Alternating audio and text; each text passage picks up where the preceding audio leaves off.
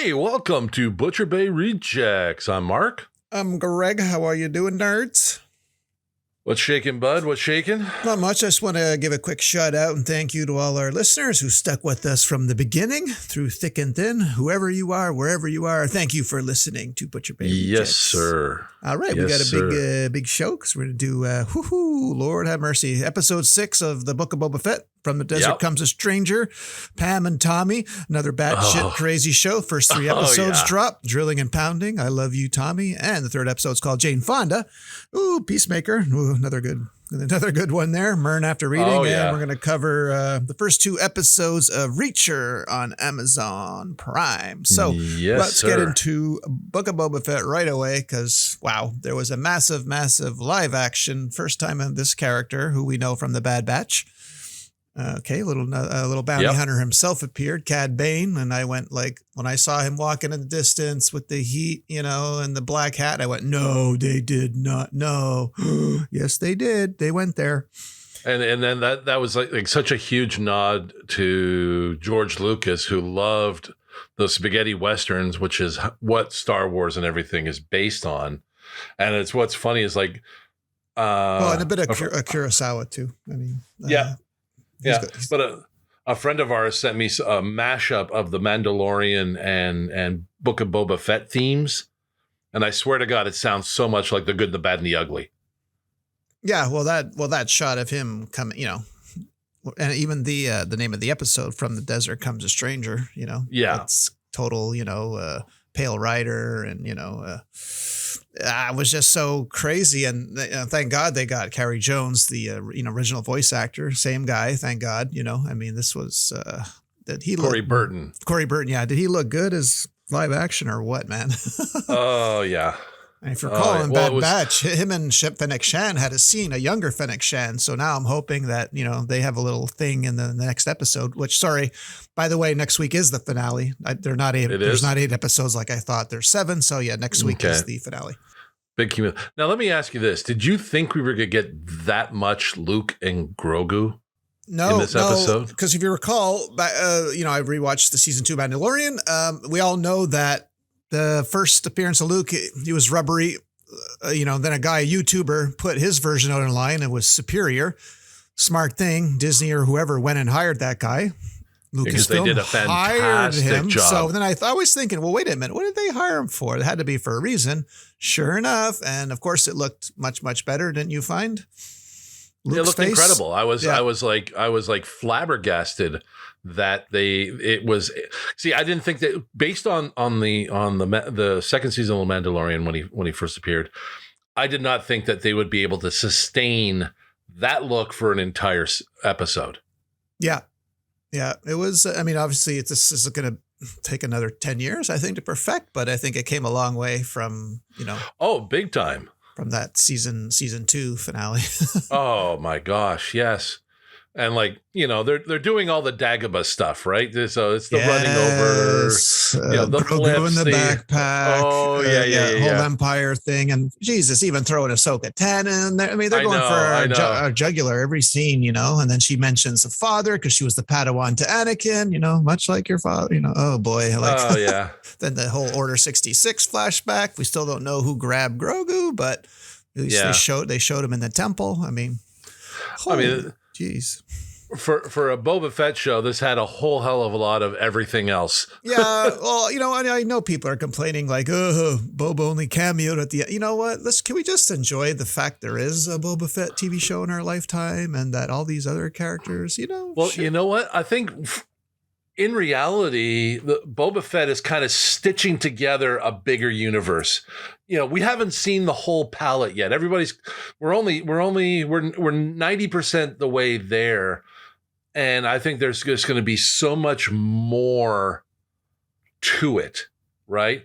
And having the Mandalorian in with Boba Fett, right now you got Fennec Shan, you got Christian, you got the Mandalorian, you got yourself a pretty big thing. And correct me if I'm wrong, our marshal only got shot in the shoulder, so he's still around. Yeah, that's what the deputy's dead, but deputy's way dead. He's wounded. You knew the deputy was going to die the second he kind of twitched towards his gun. That's right. You knew he was gone. No. You're going to be stupid. You're going to be, it was even stupid for him to try and tell the Mandalorian, you got to go park over there. Like, yeah, right. So I mean, you knew he was the red shirt of the show. He was gone. Yeah, I mean, this show drives me crazy. Like I said, this whole like if Grogu was anything but a little mini Yoda, like I wouldn't have liked it because I don't like the cutesy stuff. I don't like Return of the Jedi because of the Ewoks. Yet because he's a little Yoda, I got attached to the guy. So. Watching that last scene of Mandalorian season 2, takes off his helmet, grabs his face, is touching. And now he's like, a couple of feet away from him. And the Mandalorian's like, he's right there. And I'm like, oh my God. I'm like, please just get them together. Like it was killing me. Yeah, no, that was hard. That was so hard. Let me ask you, I know my answer. What do you think Grogu is going to do? Is he choosing Yoda's lightsaber or is he choosing the old Beskar chainmail shirt? I personally say, I want to know what you say, but I say, there's no season 3 without Grogu, so he's going to choose Beskar. What do you say? You know what? I think he's going to choose both. I think he's going to try. I don't think Luke said he was allowed. No, but the thing is, you have to choose one or the other to be a Jedi or to be. But I think Grogu. He's a smart little bugger. He's going to figure out a way to be both. Okay.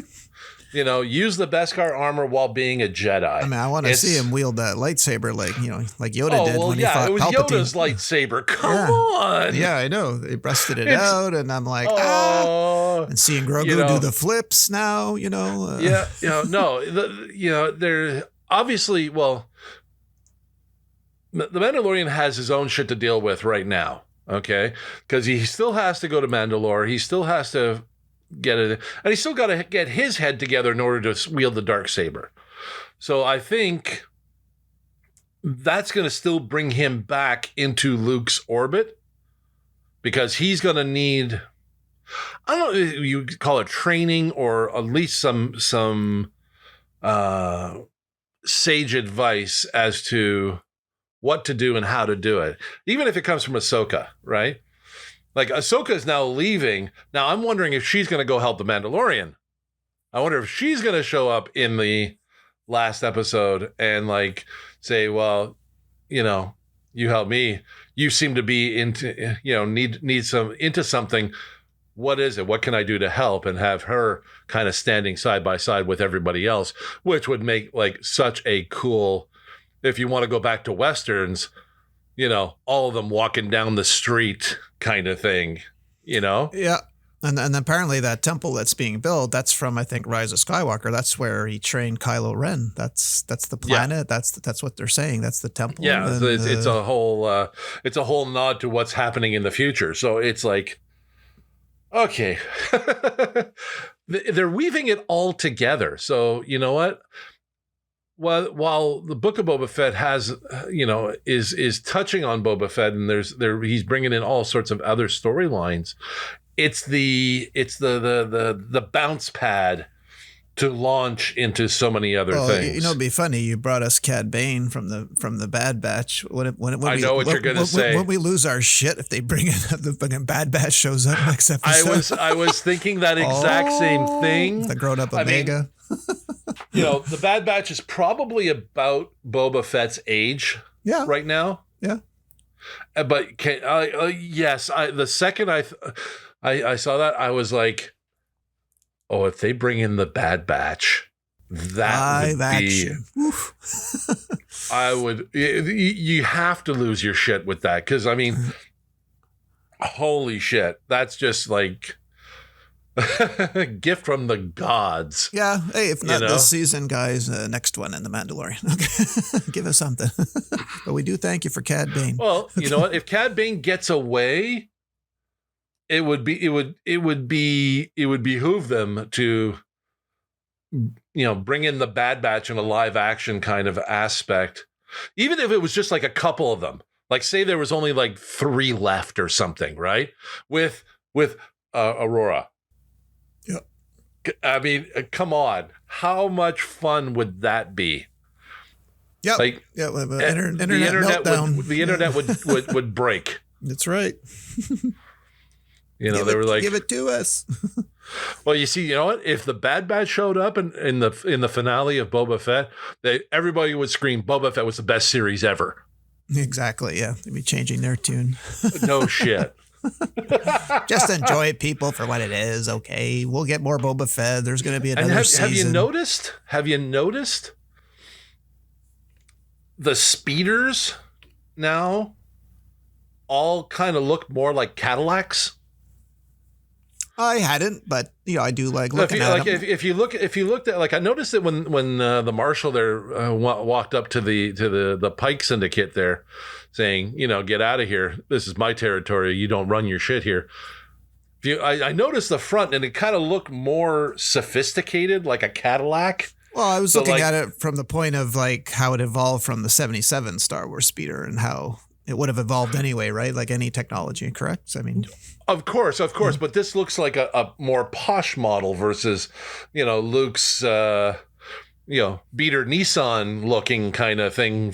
You know what I mean? Yeah. So like, I'm thinking, even like if you go back to when the mayor's assistant was trying to get away, his speeder looked a bit fancy, so I'm thinking, it makes me wonder, are there different variations on speeders to make it look more like, hey, you're driving around in a Cadillac, you know what I mean?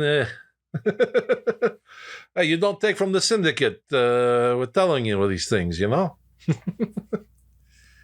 All right, that's enough imitations for you, buddy. We're gonna leave Star Wars here. We're gonna leave the Book of Boba Fett. We're gonna hit Pam and Tommy because I'm chomping at the bit to get to discuss some Pam. So first episode basically shows us Tommy. He's a real dick. The second episode shows us Tommy talking to his dick, which I'm sure you got a little squeamish over because even though it's prosthetic, even when I saw Lily James without her shirt, I said that's prosthetic. That's not her. Like, I know this actress. She's the most prim and proper actress, Downton Abbey. Kudos for taking on the role because she kind of transformed herself and made me forget I was watching Lily James. But rest assured, and it's crazy that this show is on Disney Plus. Let's just take a moment, prosthetic or not. When you got full frontal male nudity on a Disney channel, I'm going, what's going on here? And it's talking to him. But wow, what'd you think? You like? I guess you like it, right? Oh, that was the most wild awesomeness I've ever seen. The first 3 episodes so far, you mean? So far, like it is insanity done perfectly. Yeah. Well, it's a crazy story. I'm sure they did some creative license, but most of the story is true, And kudos to Sebastian Stan for that dick talking scene. I want to see the bloopers. Because how do you keep a straight face? Well, the director said he shot a lot of B-roll with that, and Jason Mantzoukas was the voice. But apparently, this is kind of like a book that Tommy Lee actually wrote, where he and because he was high at the time, he says this is what Tommy probably would have done, like talking to his penis. Well, considering how much we've seen of Tommy, in in podcasts, in the dirt, in everything the actual movie when it came out, we all watched it, right? I mean, we were there. I could have sworn I saw it on disc, DVD, not VHS. How about you? Oh, I think I was internet. Oh, really? Okay, yeah. I didn't know it went that far back. I could have sworn it was I saw it on a DVD. Yeah. Oh, I mean, they might have upgraded to DVD. Who knows? Okay. But I mean, it to me, after seeing all that and all the Motley Crue craziness, it doesn't surprise me, Tommy Hyde having a conversation with his dick. Yeah. What do you mean you don't think you can bang Denise Richards? Yeah. It's Lord. that everything there was. I think everybody played that so well. Yeah, even Jesus, Andrew Dice Clay turns up as Butchie, the Bob guy. I'm like, gee, I know Andrew Dice was in this, and Taylor Schilling from Orange Is the New Black. I mean, yeah. No, everything was just so well done. I mean, even like that their wedding night scene. No surface in that hotel was safe. Yeah, and like I was impressed with the cinematography. That whole pan and zoom with the slow-mo and the alcoholic drinks flying everywhere and like Oh yeah, I mean that second episode had all that cool dance music from the '90s. Like, man, it was fantastic. They blew their whole budget. It's $250,000 just for one song, man. This whoever did this show's got money to burn. I'll tell you, man, because they even had Lem Steal My Sunshine in there. They're a good Canadian group. Yeah, no, everything in it was just so well done. And I mean, I think one of my favorite lines was, "Honey, I don't have a Rolodex of little dicks in my office." going or how that about, anal scene. Or yeah. We get that flashback to. You're not putting that in there. And then, oh my God, Rand Gautier. Oh boy. Oh yeah. No. I mean, obviously, listeners, we are jumping around big time out there because there was just so many great highlights and whatnot. But I mean, as far as telling the story is concerned, the first episode, they really showed how much of a dick Tommy was. For all you ladies and men of a certain persuasion, if you're ever looking at the Winter Soldier and going, why can't we just see his butt? Guys, this show's for you, because Sebastian Stan basically lives in a thong the whole first episode. So, oh yeah, if you want to see the Winter Soldier's butt, hey, this show's for you, okay? And like kudos for him. He really nailed Tommy's personality. Yeah, he nailed down Tommy Lee. Yeah. You kind of forget. You kind of forget you're watching Sebastian Stan at one point. You know, we got Sebastian Stan at what 5'10", and Tommy Lee at like 6'4". Yeah, exactly. The height, the performance is enough that you don't notice the height difference. It's like, Hugh Jackman's Wolverine. Wolverine's 5'4", Hugh Jackman's 6'2". So. Yeah. It was just so well done. The performance, and even her, was she just not just a fucking twin to Pamela Anderson? Yeah. Oh no, I read a few articles after, like, she not only prosthetic chest, the teeth, the forehead. She changed her forehead to really look like her. So that's what I'm saying. She really lost herself in this role. But yeah, like, oh yeah, no. Sebastian Stan's tattoos take hours upon hours, and they even had to alter some, because I thought, when I was watching it, I go, oh, nowadays tattoo artists sue, so they actually had to alter some of the tattoos to not get sued from the tattoo artist. So that's just where we're at nowadays. Yeah, no, but I mean, like, just the whole thing. Every scene had just like moments of whoa and laughter. Especially like that first time they met kind of thing, where he's making out with another chick across the bar, sees her, and then just kind of like, especially when after she just swore off bad guys and only wanted to date right good after guys. She swears off bad boys and like, right. And walks Tommy. I'm Tommy. Yeah. Like, who else has the balls to walk up to someone like that, or walk up to her like that? Yeah. Yeah, then follows her to Cancun. That all happened. I remember all this. Yeah, he wasn't taking no for an answer. And it's just like this is crazy. This is absolutely crazy. It's looking forward to the rest. When he picks up the ecstasy and comes back, he goes, "What's this?" It's love, and like they're just like totally zoned out on each other. Yeah, now those poor carpenters are trying to do their job, and he's banging the ever-loving crap out of her upstairs. Fuck yes.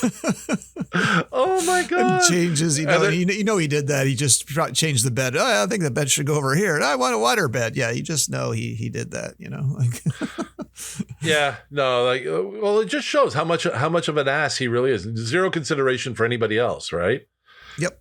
I mean, he may have changed now after that, because I mean, this was like 25 years ago? Yeah, 94-ish. Yeah, 94, 95. Yeah. So, I mean, obviously, saying, but back then, think about it. You're in your mid 20s, and you've just, you've gotten millions and millions and millions of dollars. Yeah, I want that fucking over there. How tough is it to move a bed just to the left? Yeah, and then stiffs them.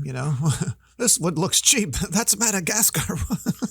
This is the most expensive wood on the planet. Yeah, and you know what? And what's funny is 3 episodes go by and he still hasn't noticed his safe was missing. You know, I was keep waiting for it near the end. Episode 2 flashback to before he stole it. So yeah. Well, 3, it's still he still hadn't realized it was stolen. Right? Yeah, he's sitting there playing drums and he's getting coffee out of the fridge and playing drums and not notice the safe's gone.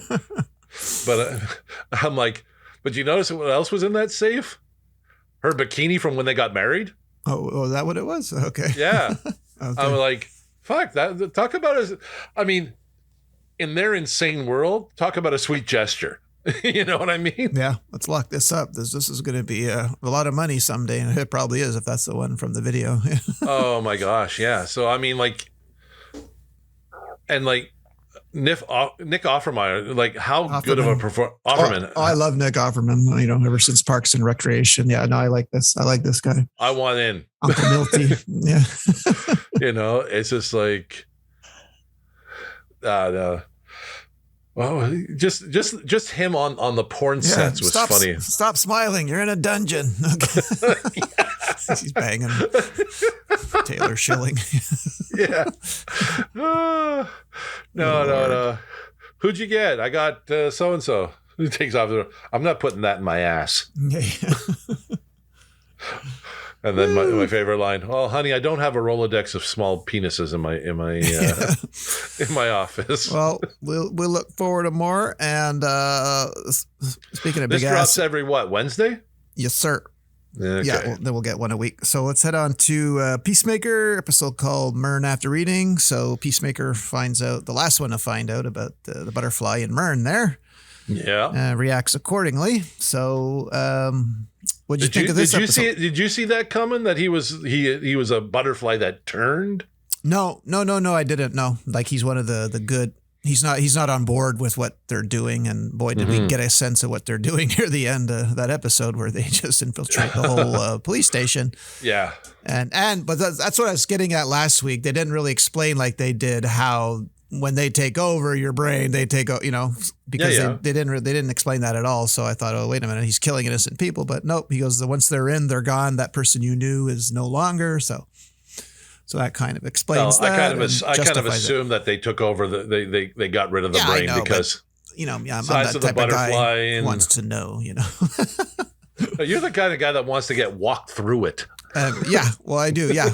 And that whole scene with, oh God, of course, Vigilante's stealing every goddamn scene he's in when he's imitating, when they're in the tree. Oh my God. And he's mouthing the words like, I thought we'd get wasted. He goes, what? Wasted? And he starts humping the air, falls out of the tree, breaks the glass. Oh my God, this guy is, he's too much. I can't handle him. Oh yeah. No.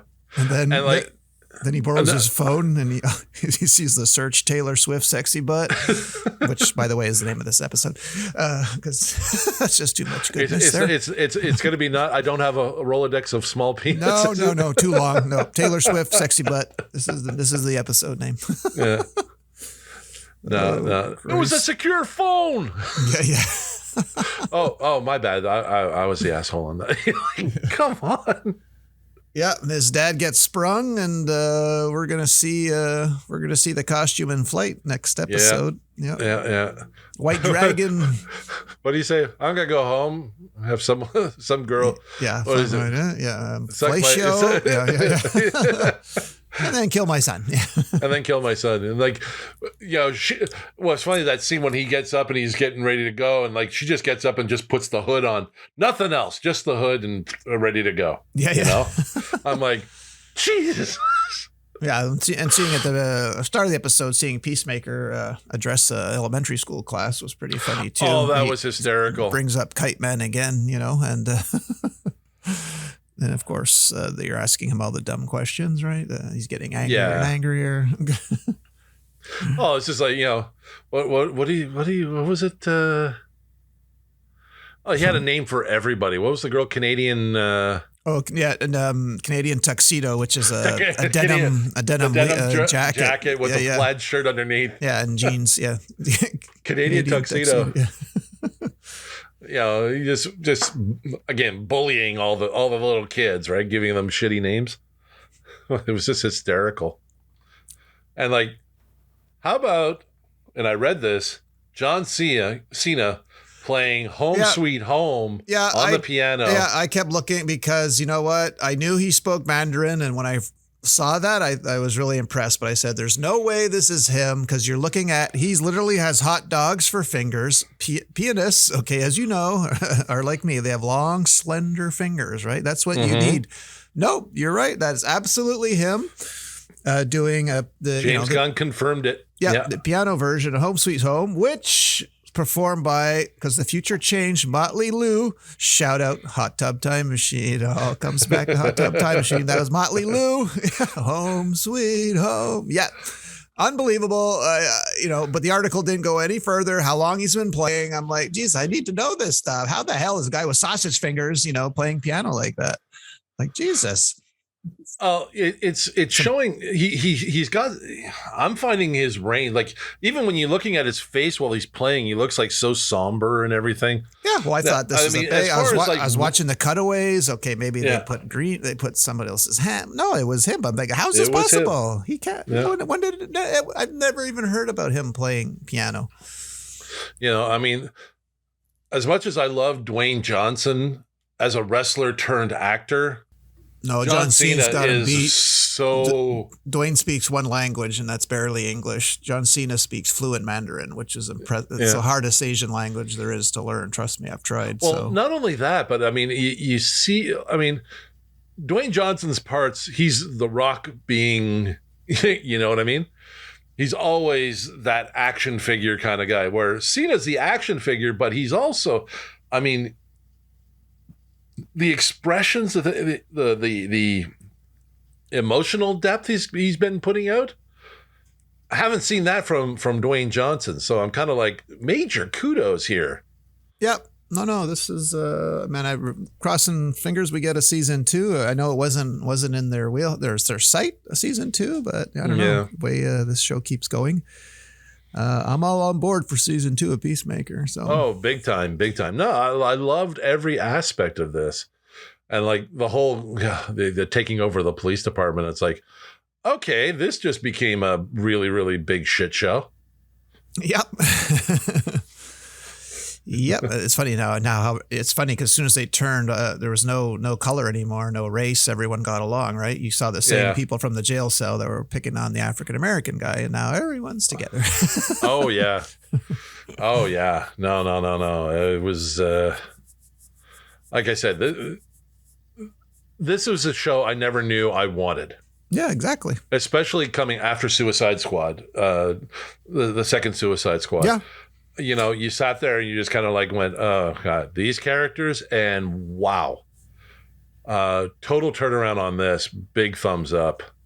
I'm so looking forward to more. Looking forward to more too. And we're going to cover the first 2 episodes of Reacher. So on Amazon Prime. So perfect casting there. Alan Ritchson. Oh my God. Our buddy Hawk from Titans. And so this is more in line. Actually, I thought Alan Ritchson was taller. He's actually our height. He's 6'2". Jack Reacher 6'5". But still, all the other actors are short. And look, good Lord, so they can pull it off. I'm not saying he did HGH, but he totally transformed his body. His neck looks like a tree trunk now. He wasn't too far off when he was he's as really, Hawk. He really upped his ante. I mean, I read the article in Men's Health that he did, but no, he took it seriously. As he should. I like when actors do that. So first 2 episodes. First one, welcome to Margrave. He shows up and trouble follows him everywhere. Now, Young, did you notice who played the young Reacher? Little Will from Maxwell Lost in Jenkins. Space. I find that hilarious for almost 3 seasons. This guy was terrified of his own shadow. Now he's playing a young Reacher. Didn't actually show him throw a punch, but I find no. I found that pretty humorous. Assumed, but I mean, now he's the tough guy. I found that so crazy. Even Bruce McGill shows up, for God's sakes, Grover Teal, and I didn't know he was in the show. God. BJ Day. And your buddy Kristen Crook, doesn't she play on Smallville or something? She was Lana Lang on Smallville. Yeah, I saw that and I was like, Lana with a southern accent. Okay, this ought to be interesting. Yeah. You know, like and Willa Fitzgerald. I'm not too familiar with her. She plays Roscoe, but I like her already. You know. She's great. Female cop. Yep. And so basically, and then of course in episode 2 we find out his brother is for some reason in Margrave, and then gets killed in Margrave, and they weren't talking for a long time. Very coincidental. Yeah. Yeah, because we don't really know. I mean, he's saying he's there for the music, but obviously it's not that, right? But I'm just curious, even if he hasn't been talking to his brother, he'd even know what his brother did for the Secret Service, why he just landed there, you know? Yeah.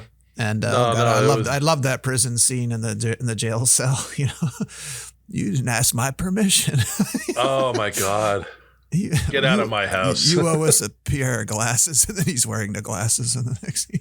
Yeah. And then right back in scene. Oh my God. Yeah, no. Breaking the kids' hands. You know, one of you's got to drive. So there's 4 of us. No, one of you's got to drive the hospital. So.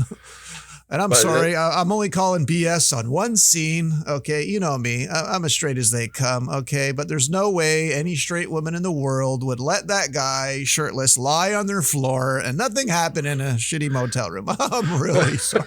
Okay, come on, that would not. I'm straight. I'd fucking tell him to come off the carpet for God's sakes. Now that's the only thing I was calling BS on.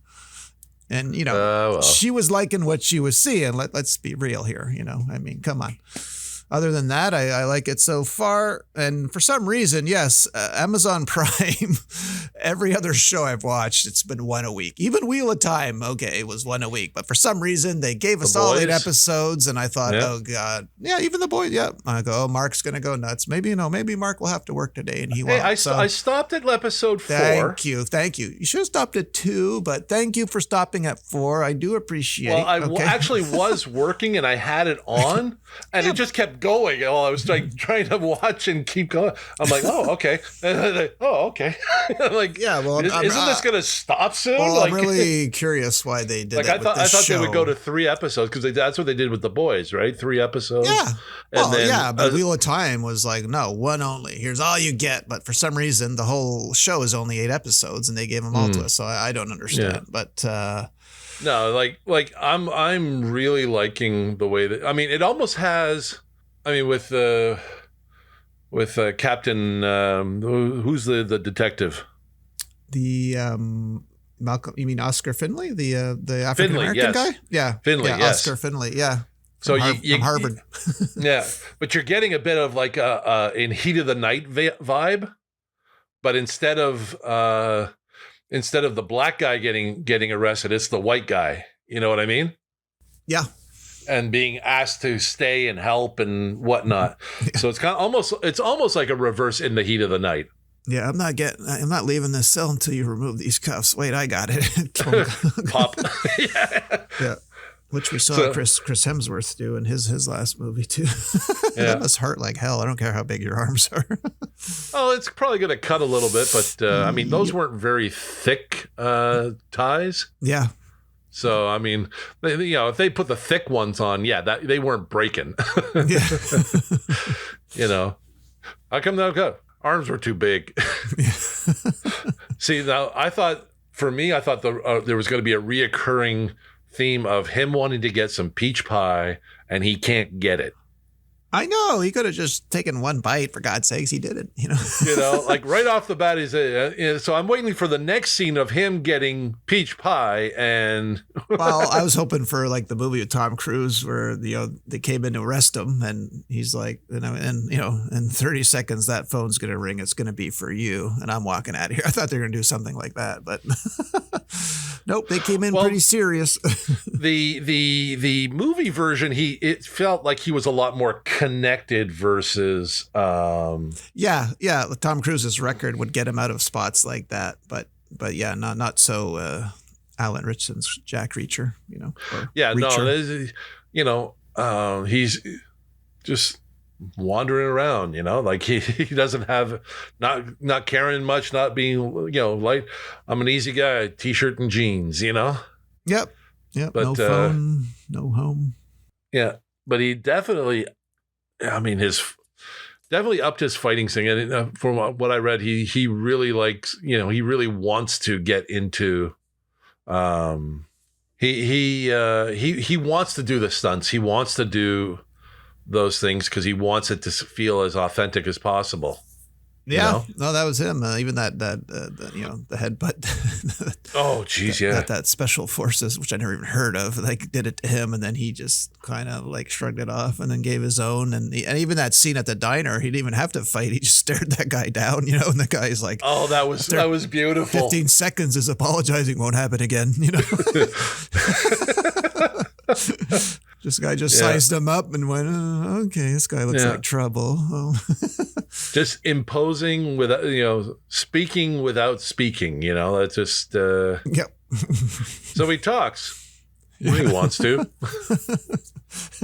And just the way he picks apart everything. Yeah, he does pay attention to the details more so than Finley does, yeah. Well, Finley's realizing that with this guy around, he's got to up his game. Yeah. Yeah, Mr. Harvard, yeah. This guy's seen some things and done something, like even shooting that stump. He says, never take a gun with never go into battle with a weapon that you haven't fired first. Yeah. Needless to say, old Roscoe and Reacher are gonna hook up at some point. But anyway, we'll see that next week. But I'm liking it. Love the cast.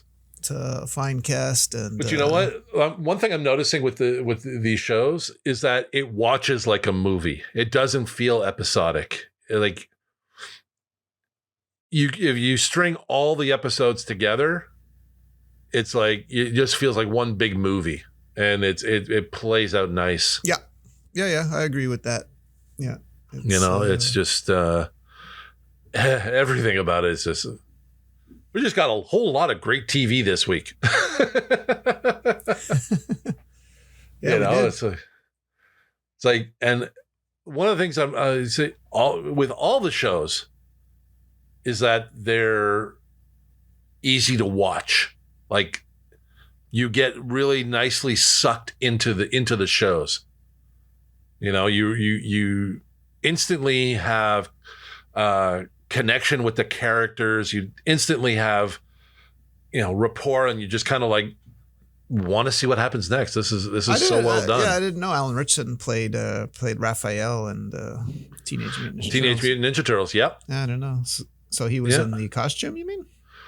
No, I don't know if he was in. Well, they did it says he was in the 2014 one, but he's also in the 2016. Yeah, well, I think he wore the motion capture suits. Okay. I don't know that if he did the martial arts. He was also Arthur Curry. He was Aquaman too, right? On Smallville. Yeah, he was Aquaman on Smallville. He played in Blue Mountain State. Yeah, one of the football players. John Abbott, right? Yeah, that was shot at John Abbott. Yeah. What else? Castle. Yeah, I remember him first seeing him. Yeah, in Blue Mountain State. Yeah. So he's been around for a minute, and he just finished filming a movie called Spring Break '83. He's playing the '80s douchebag meathead for sure. Oh yeah, for sure. His name's Brad in that one. So. Oh, there you go. But you know what? I think this with this show with Reacher, this is definitely going to push him a little bit higher up in the big guy that can do action kind of thing. Yeah. Good looking, massively built guy, can act. Yeah. I mean, I don't know if he's in the Hemsworth level yet, but he's there. He could have been Thor easily with that build. Yeah. Jeez. I don't know that he could have pulled off the accent. I think he's a little bit more. Well, yeah, but I think he's a little bit more grounded like that. Chris Hemsworth doesn't exactly have a Viking accent. No, he doesn't. But they all say if it sounds like Australian or British or whatnot, it's supposed to be like aristocratic. Yeah, he alters it slightly.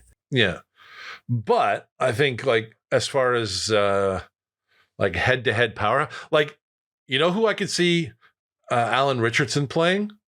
Richardson? Thunderstrike. Yeah. The Thor stand-in. Yeah. No, Give him a bit of a beard, a little scrag, you know. I'd like to see him as Nova. Jeez, with that build, he could freaking be Nova. No, he's too big for Nova. He's got the face for it. Yeah, well, face, we said the same thing about Wolverine, and they cast a 6'2" guy. So yeah, I mean, yeah, I mean Nova. I mean Sebastian Stan could have played Nova. I mean that would have been a nice casting for that. Yeah, but I mean, he's got a good face. He went to Winter Soldier, but I mean, but Nova has that kind of build. You know, his power is enhanced. Not it comes from his energy, not necessarily his size. But no, I could see definitely Alan Richardson playing Thunderstrike. That would be a really, really fun thing to see, I think. Yep. Kevin, I know you're listening. I know you secretly listen to our podcast. Yeah, Feige, make it happen. Look at this boy. He can work it. Yeah, put him in. Carries a mace instead of the hammer. It could be interesting. Trust it happen, Feige. Make it happen. Well, that's all I got for this week, bud. And bring in Nova, because we really want Nova. Yes. The world is waiting for Nova. Like New Warriors Nova. Don't kind of recreate it for what's happening now. Like really give us something grounded. Do we have any news? Nothing major, you know. Well, we did see the trailer for Halo.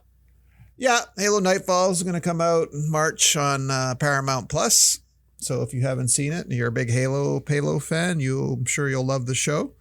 Well, it looks like they really went all out for it. I mean, you know, just like the fight scenes and, you know, the Covenant coming in, like they really, really CG'd that beautifully. And I'm like, ooh. I mean, I played every Halo game and like they just keep getting better and better. And I'm looking forward to seeing this. And like Pablo Schreiber as the Master Chief. Yeah. Yeah, I like him. Yeah. I mean, you know, in all reality, they could have gotten anybody to be in the suit and just brought in the voice from the game, which I think would have been really cool too. You know what I mean? But no. Looking forward to it all. A little Cortana action, Master Chief, the Covenant. Yeah, definitely looking forward. When is that? That's coming out in March, isn't it? March 25th, I think. All right. Well, then definitely going to enjoy that. Yeah. It's going to be good, sir. Oh, actually, there was one little bit of news, a little bit of sad news. The loss of Dr. Johnny Fever. Yeah. Yeah. On the day that Cincinnati wins the football game to go to the Super Bowl, Johnny Fever, WKRP in Cincinnati. Yeah. Howard Hessman. Kind of, crushing there. Yeah. I mean, he was one of the favorite characters of that show, right? Oh, yeah. I mean, he had some great storylines there. That whole Riptide storyline, you know, where he was kind of had a second identity there, you know. Yeah. But even Howard Hessman's career over everything was fantastic too. Yeah. You know, going back to way back to Dr. Detroit opposite Dan Aykroyd. Oh, that's right. He was in that, eh? Yeah. Yeah, he was in that. Played his partner. And then all the way to Head of the Class. That's right. It's a TV show, right? Yep. Yeah. Well, I think that was Hessman's that was 86 to 90. Kind of comeback to TV. Yeah. Well, if you want to get really 80s, there's Flight of the Navigator. True. Yeah. Police Academy 2. Yes, as the captain of the precinct. Yep. Yeah. He was the brother of the police academy's captain. Yep. And I got to rewatch those. Those were funny. Quite the storied career. Rest in peace, Dr. Johnny Fever. Yes, sir. Booker. That was for you. All right, sir. We see Yes. you light the fires and kick the tires and get out of here. Yeah. All right, gang. You can find us on social media.